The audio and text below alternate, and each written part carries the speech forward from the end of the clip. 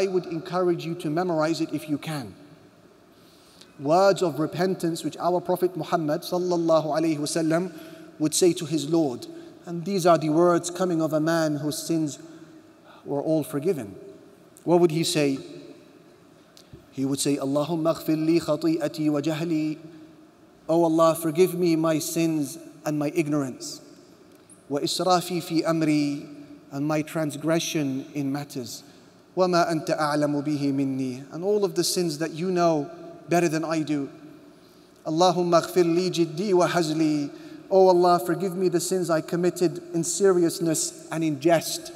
Wa khata'i wa amdi, and the sins I committed by accident and those sins I did on purpose.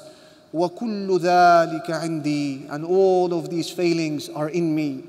Allahumma aghfir li ma qaddamtu wa ma akhart. Oh Allah, forgive the sins that I have advanced and delayed.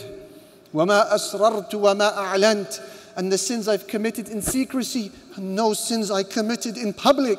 Wa ma anta a'lamu bihi minni, and those sins that you know better than I do. Anta al-muqaddimu wa anta al-mu'akhir. You are the one who advances some and you are the one who delays others.